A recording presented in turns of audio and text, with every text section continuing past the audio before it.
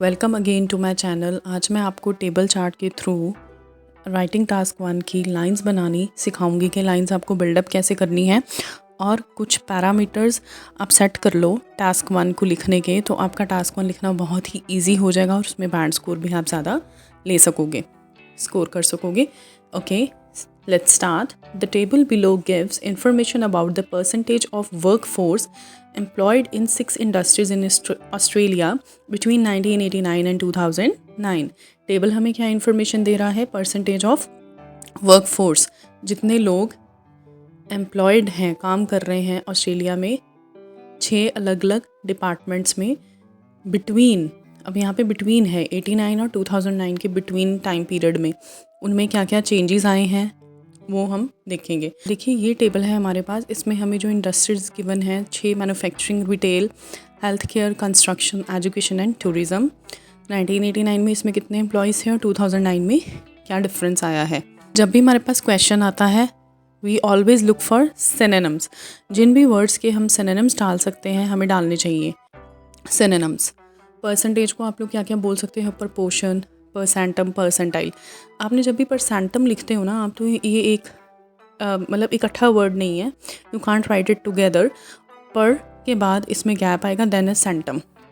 फिर है work force. Work force को हम बोलते हैं employees, staff, workers, manpower, staff members.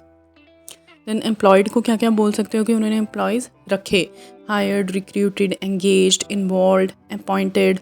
Industries को सेक्टर्स, डिपार्टमेंट्स, कैटेगरीज, डिविजन्स। अब सबसे पहले देखिए जो हमारे पास ये स्टेटमेंट है, इसमें अब हमें इनके सिनोनिम्स चेंज करके एक इंट्रोडक्शन प्रिपेयर करनी है और आज हम कॉम्प्लेक्स इंट्रोडक्शन लिखनी सीखेंगे ज़्यादा से ज़्यादा बैंड स्कोर्स लेने के लिए। Introduction with complex structure. The comparison of the percentage of employees recruited bye 6 departments in Australia is depicted, revealed in the tabular chart for 2 different years, 1989 and 2009. तो आप ऐसे भी लिख सकते हो, the distribution of employees in 6 different departments of Australia is depicted in the tabular chart for 2 different years. इस तरह से भी हम लिख सकते हैं। अब देखिए और क्या क्या चेंजेस हम इसमें कर सकते हैं। अब जहाँ पे अंडरलाइंड है जो देखिए 6 डिपार्टमेंट्स इन ऑस्ट्रेलिया, तो इसको आप चेंज करके 6 ऑस्ट्रेलियन डिपार्टमेंट्स भी लिख सकते हो। अब देखिए जहाँ पे हमें 4, 5 या 6 चीज़ें गिवन होती हैं, इससे ज़्यादा हो तो फिर प्लीज़ इंट्रोडक्शन में मत लिखिए इसे।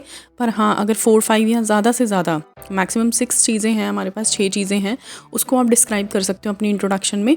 अब जैसे जो ऑस्ट्रेलियन डिपार्टमेंट्स हैं विच आर, जो कि हैं, या नेमली लिख के, नेमली उनका नाम क्या क्या है? Manufacturing, retail, health care, construction, education and tourism. पर अगर ज़्यादा चीज़ें हैं आपके ग्राफ में कंपैरिजन के लिए, तो इन्हें अपने इंट्रोडक्शन में मेंशन मत कीजिए।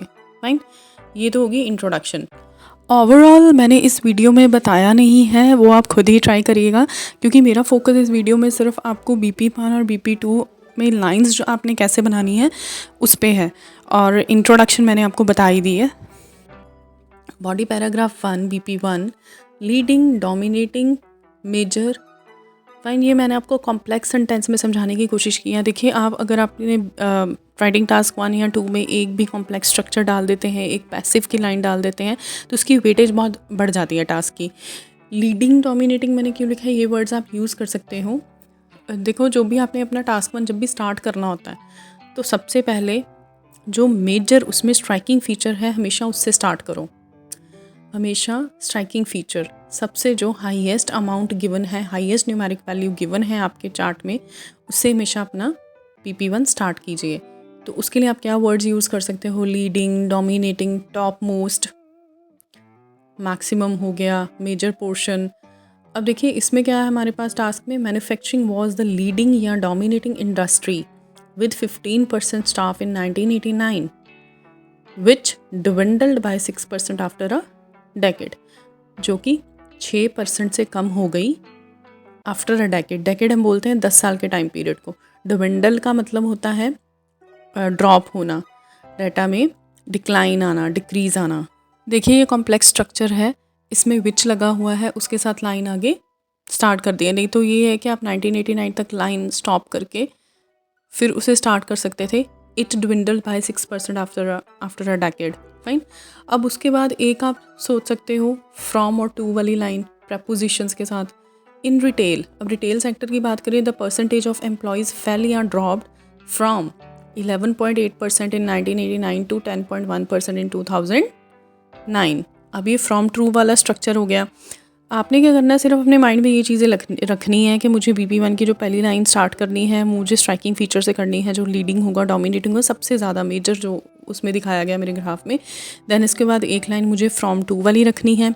फिर उसके बाद थर्ड आ गया, उसमें हमने अपोजिट शो कर दिया और न्यूमेरिक वैल्यू हमने ब्रैकेट में दे दी, जो भी हमें अमाउंट या परसेंटेज गिवन है वो हमने ब्रैकेट में लिख दी।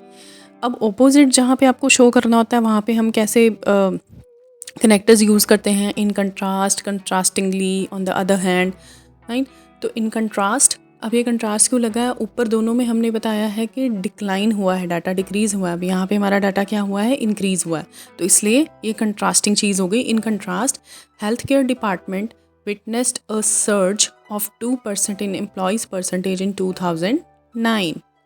जो हेल्थ केयर डिपार्टमेंट है उसमें सर्ज आया है। सर्ज होता है इंक्रीज़, कितने परसेंट का, 2% का, जो कि हमें ब्रैकेट में दे दिया है। तो इस तरह से आप डाटा प्रेजेंट कर सकते हो। जब आप माइंड में ये चीज़ें रख लोगे कि हाँ मुझे पहली लाइन ये लिखनी है, दूसरी ये, तीसरी ये, तो आपका कभी भी ग्राफ में आपको सोचने की ज़रूरत नहीं पड़ेगी। ये पैरामीटर्स आप कुछ सेट कर लीजिए। अब BP2 बॉडी पैराग्राफ 2, अब इसमें देखिए स्टार्टिंग हमने की है न्यूमेरिक वैल्यू से, start from numeric value. 7.6% workers were hired by construction sector in 1989 which jumped to 8.3% after 10 years. Jumped increase के लिए यूज़ हुआ है। अब देखिए 7.6% workers were hired by construction sector, ये होगी पैसिव टेंस की लाइन। तो ये अपने आप में कॉम्प्लेक्स स्ट्रक्चर है और साथ में आगे विच लगा हुआ है, कनेक्ट कर रहा है दूसरी लाइन के साथ इसको, तो this is a complex structure again. Then is एक लाइन मैं लिखूंगी रिस्पेक्टिवली वाली। फाइन, तो एजुकेशन एंड टूरिज्म डिपार्टमेंट्स, अब मैंने यहाँ पे दोनों डिपार्टमेंट्स की परसेंटेज इकट्ठे ले ली। Education and tourism departments accounted for 6.8% and 5.5% recruitment of the staff in 1989 respectively. अब यहाँ पे रिस्पेक्टिवली क्यों लगा है, क्योंकि जो डिपार्टमेंट मैंने पहले लिखा है एजुकेशन, उसकी 6.8% है, और एंड के बाद मैंने जो टूरिज़्म लिखा है, एंड के बाद ही उसकी परसेंटेज होगी 5.5। रिस्पेक्टिवली का मतलब है कि सीक्वेंशियली, सीक्वेंस में सब कुछ चल रहा है। आप रिस्पेक्टिवली की जगह सीक्वेंशली भी लिख सकते हो। अब ये तो हमने 1989 की वैल्यूज़ दी हैं, परसेंटेजेस दी हैं। अब इसका जो हमने बताना 2009 में ये कितना आगे गया। अब देखिए अगेन कॉम्प्लेक्स स्ट्रक्चर, रिस्पेक्टिवली के बाद आप इसमें लगा सकते हो विद माइनर या slight increase of approximately 2% in 2009। 1980 respectively तक लाइन एज इट इज़ रहेगी। जब 2009 का आपको बताना कि सिर्फ 2% का ही इंक्रीज़ आया है, बहुत माइनर सा, स्लाइट सा, ये सारी जितनी वोकैबुलरी है ये मैंने अपनी डिस्क्रिप्शन बॉक्स में इसकी वीडियो डाल दी हैं, तो आप चेक कर सकते हो। इंक्रीज़ डिक्रीज़ के लिए जितनी सारी वोकैबुलरीज़ हैं ये सब मैंने उस पर वीडियोज़ डाली हुई है। मेरा ख्याल 14 वीडियोज़ हैं, तो आप सारी वो रेफ़र कर सकते हो टास्क 1 की वोकैबुलरी के लिए। Then is combine the information of above mentioned data. अब ऊपर देखिए, पहले जो मैंने डाटा मेंशन किया है एजुकेशन और टूरिज़्म का, हमने इकट्ठे ही बता दिए थे परसेंटेज रिस्पेक्टिवली लगा के, तो अब उसको मैं इकट्ठे लिख दूंगी। 2009 में जब मैंने बताना है both sectors had almost equal percentage of employees इन 2009। दोनों ही सेक्टर्स की ऑलमोस्ट, अप्रॉक्सीमेटली, अराउंड, आप कुछ भी इसमें से वर्ड्स लगा सकते हो, एक इतनी सेम परसेंटेज है, इक्वल परसेंटेज है एम्प्लॉयज़ की इन 2009 में।